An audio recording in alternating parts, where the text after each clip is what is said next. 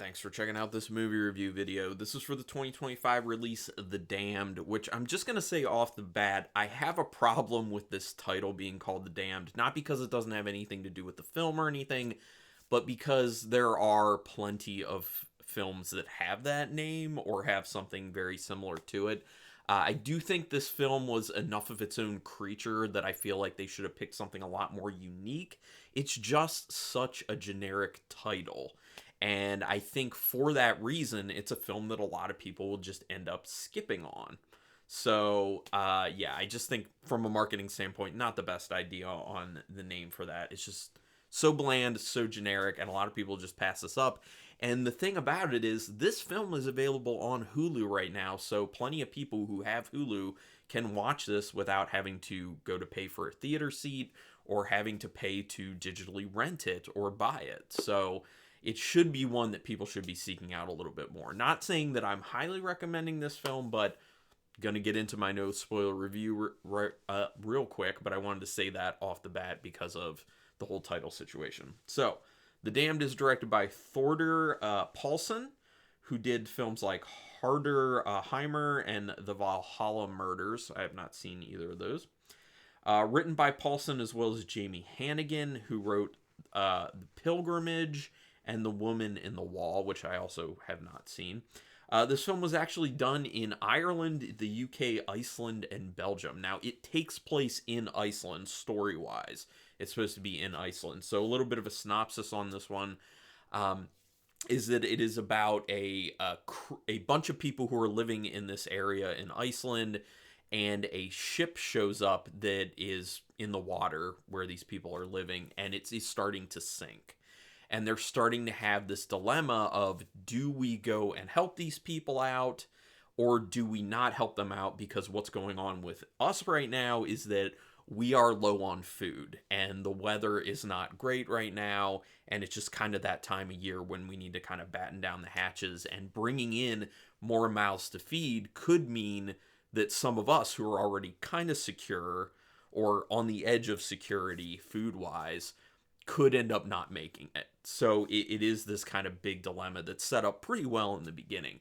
And then it's about the fallout, in a horror way, obviously, because this is a horror film, the fallout of the decision that they do decide to make. So there's that. I don't want to go any further than that because it would give things away. But the first scene in the film conveys isolation in a very physical and mental sense, going back to saying, this takes place in Iceland, and it takes place in the winter in Iceland, so it's very stark.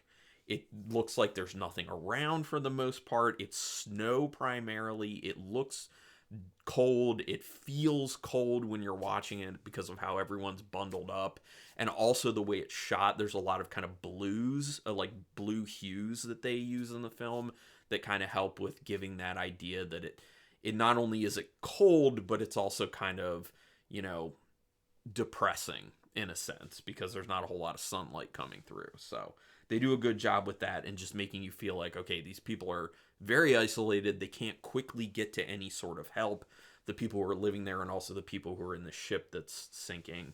And also from a mental health standpoint, you look at this and think, wow, that could get depressing pretty quick. So, yeah, they do a good job establishing that. It's shot well, and the landscape looks stark yet beautiful. So, again, just saying like how isolating it looks, but also it is very well shot. And this is actually something that my wife said. She showed up while I was watching a portion of the film and was like, oh, it looks really good. It looks like it's shot really well. And I was like, yeah, so directorially, cinematography-wise, looks great, honestly. But I do like how it's this kind of, like, beautiful landscape. And I feel this with a lot of films where it's kind of like, if you are just looking at the landscape, you're just looking at what's in nature, it looks beautiful, it looks amazing, and that's the case with this. But if you are looking at it within the context of people needing to live there and survive there, it becomes something else. So you see it in these two ways where it's like, oh man, that's so beautiful, that's so wonderful. But at the same time, man, that's really hard to live there from a mental health standpoint and also from a just pure survival standpoint. So I like that. I think they captured the time period well with costuming, set design, and dialogue. So it is set in, I think, the 19th century is what it was supposed to be. And they did a good job with that. So great on costuming, set design. Dialogue is properly written to make you feel like it's that time period. It actually felt a lot to me in those types of ways and a little bit story wise to it felt very similar to if anyone saw the show The Terror season 1. There were 2 seasons of it, but I think only 2 seasons. But season 1 of The Terror, it like same time period, same type of setting, some similar stuff going on, although not entirely. So yeah, that kind of made me feel that way. The going in this film is slow, and it's the scares don't really show up enough in my opinion. So pacing is an issue with this film, and that's what's really going to bog people down and kind of make people lose interest. I think it definitely should have been shortened down, made to feel a little bit more snappy in its pacing, and you can do that by just kind of placing more scares at decent intervals throughout the film, and I just don't feel like that was done. It really is focused so much on the characters, and it's so light on the scares that it's just hard to really think of it as a horror film for a lot of it, unfortunately. So yeah, those were my big issues with it. The performances are really good, though. I do need to say that the cast brought their A game for this film, and you can really get a lot of enjoyment out of how they play these characters, and especially if you step back from it, the complexity of how hard it must have been to deliver these performances, and especially when, they're shooting in not the easiest to shoot in conditions. So kudos to the cast. They did a great job. For the most part, the characters don't raise their voices for anything, which is a little bit of an issue. They show emotion, but kind of without raising their voice volume. Now, this is something that I've noticed that happens a lot with like movies and shows from the UK specifically, is that it's about being kind of monotone. Even if people are talking about something that's depressing or sad or joyful or they're angry or whatever emotion they're experiencing, their voice just stays almost monotone. And that's something that also kind of adds to the whole issue of making the film feel kind of slow, is you're not experiencing like explosions of emotion in certain ways. You get it a little bit in this film, but for the most part, no matter what people are dealing with, it's kind of just like deadpan with how they're talking. And I can see it being beneficial in a sense for like a mental health issue standpoint. Like I was saying, how it sets you up with this like, man, this would be really hard to mentally live in this situation.